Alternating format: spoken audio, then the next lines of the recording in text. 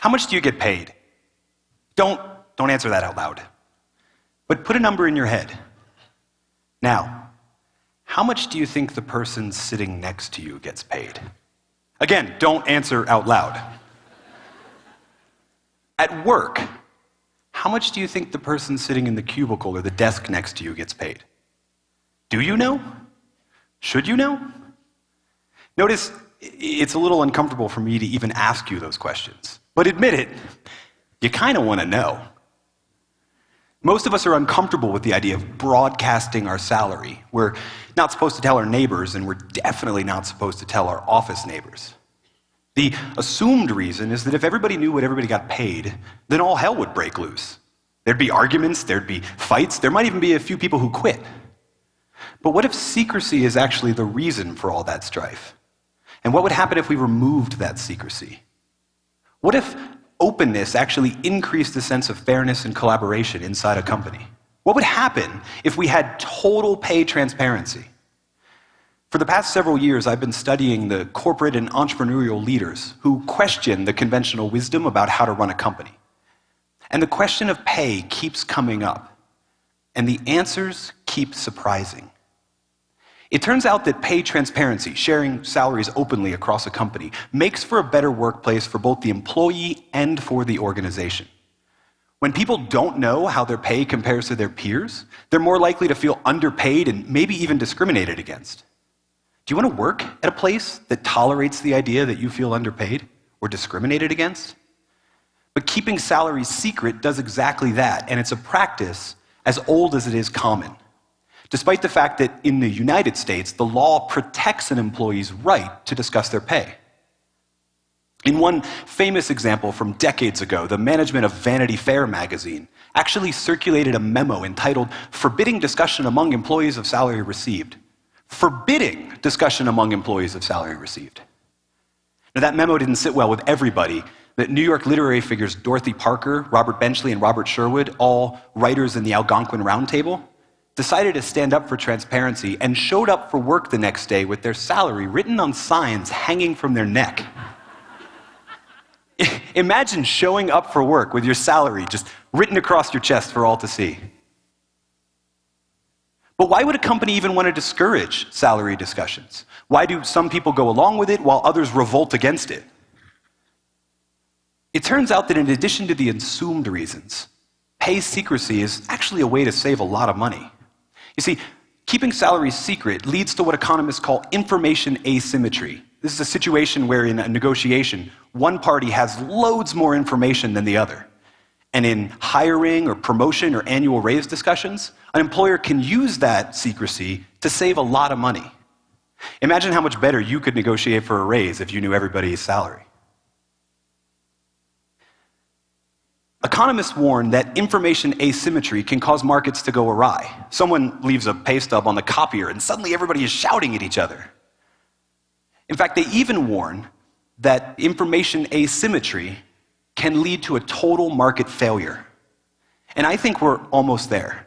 And here's why. First, most employees have no idea how their pay compares to their peers.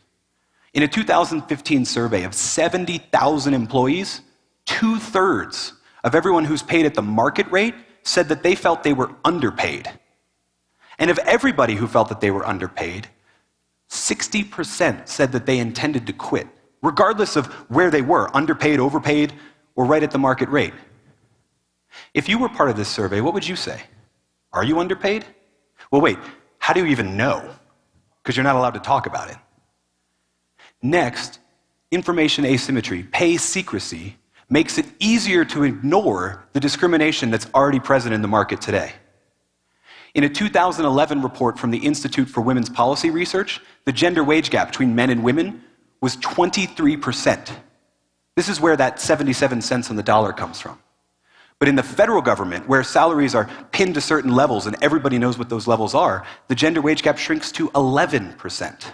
And this is before controlling for any of the factors that economists argue over whether or not to control for. If we really want to close the gender wage gap, maybe we should start by opening up the payroll. If this is what total market failure looks like, then openness remains the only way to ensure fairness. Now, I realize that letting people know what you make might feel uncomfortable, but isn't it less uncomfortable than always wondering if you're being discriminated against? Or if your wife or your daughter or your sister is being paid unfairly? Openness remains the best way to ensure fairness. And pay transparency does that. And that's why entrepreneurial leaders and corporate leaders have been experimenting with sharing salaries for years. Like Dane Atkinson. Dane is a serial entrepreneur who started many companies in a pay secrecy condition, and even used that condition to pay two equally qualified people dramatically different salaries, depending on how well they could negotiate. And Dane saw the strife that happened as a result of this. So when he started his newest company, Sumall, he committed to salary transparency from the beginning. And the results have been amazing. And in study after study, when people know how they're being paid and how that pay compares to their peers, they're more likely to work hard to improve their performance, they're more likely to be engaged, and they're less likely to quit. That's why Dane's not alone. From technology startups like Buffer to the tens of thousands of employees at Whole Foods, where not only is your salary available for everyone to see, but the performance data for the store and for your department is available on the company intranet for all to see. Now, pay transparency takes a lot of forms. It's not one size fits all. Some post their salaries for all to see. Some only keep it inside the company. Some post the formula for calculating pay, and others post the pay levels and affix everybody to that level. So you don't have to make signs for all of your employees to wear around the office. And you don't have to be the only one wearing a sign that you made at home. But we can all take greater steps towards pay transparency. For those of you that have the authority to move forward towards transparency, it's time to move forward. And for those of you that don't have that authority, it's time to stand up for your right to. So how much do you get paid? And how does that compare to the people you work with? You should know, and so should they. Thank you.